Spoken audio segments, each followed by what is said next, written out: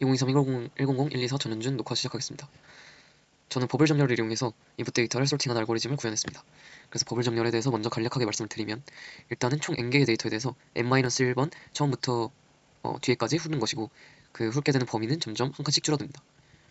그게 무슨 말이냐 하면은 일단 훑을 때는 두 수를 비교를 해서 더 작은 수가 뒤에 있으면 두 수의 위치를 스와핑하는 식으로 훑게 됩니다. 그래서 이 예시를 보면 29랑 10 같은 경우는 10이 뒤에 작은데 뒤에 있으므로 두 수의 위치를 바꾸고, 그 다음에 한 칸 앞으로 이동해서 29랑 14를 비교하고, 이런 식으로 쭉 비교를 하는 것인데, 이 결과 가장 훑은 수들 중에서 가장 큰 값인 37이 맨 뒤에 위치하게 되기 때문에, 그 다음부터 훑을 때는 37을 제외한 나머지 수들만 훑게 되면 됩니다. 저는 이중 포문을 어셈블리 코드로 옮겨서 작성을 했습니다.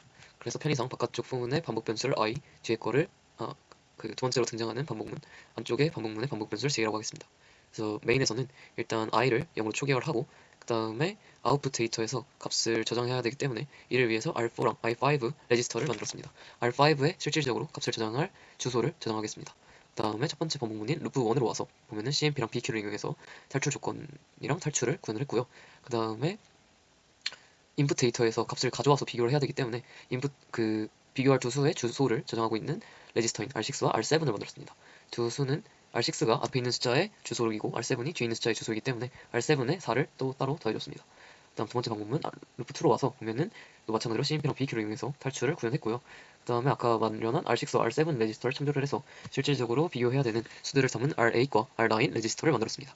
이제부터가 코드 핵심인데, CMP랑 BG를 이용해서 두 수를 비교하고 브랜치를 작성했습니다. 뒤에 있는 숫자인 R9이 R8보다 크거나 같은 경우 else로 브랜치를 해서 교환이 이루어지지 않게 했고요. 만약에 뒤에 있는 숫자가 앞에 있는 숫자보다 작은 경우에는 else로 브랜치하지 않고 37번, 38번 구문이 실행이 돼서 두 수의 위치가 바뀌도록 했습니다. 그다음 else로 와서는 다음 값을 또 비교를 해야 되기 때문에 R6와 R7을 각각 4만큼 키워줬습니다.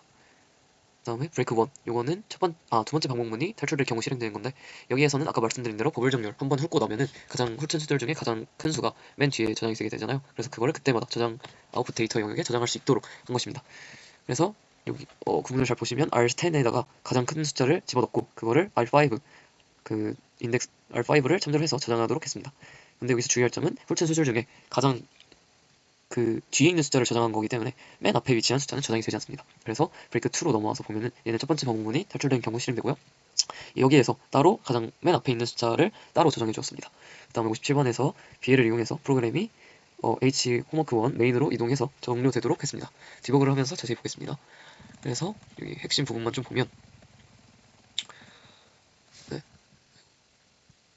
그 R8과 R9에 각각 2랑 0이 저장이 돼 있었는데, 지금 R9이 뒤에 있는데 더 작으니까 두 수가 교환이 돼야 되잖아요. 그래서 두 수가 이렇게 교환이 된 모습을 확인할 수 있고요. 다음 수를 한 번만 더 보면, 네, 이렇게 그 R8 앞에 있는 수에는 2가 저장돼 있고 R9에는 지금 음수가 저장된 것을 확인할 수 있습니다.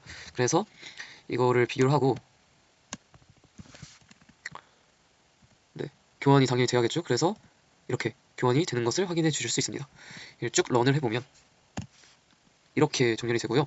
여기 RA9부터가 아웃풋 데이터를 저장하는 영역이기 때문에 여기부터 결과값이라고 봐주시면 될 것 같습니다. 여기부터 여기까지가 결과값입니다. 그래서 결과값을 봐주시면 작은 수부터 큰 수까지 오름차순으로 잘 정렬이 된 것을 확인해 주실 수 있습니다. 감사합니다.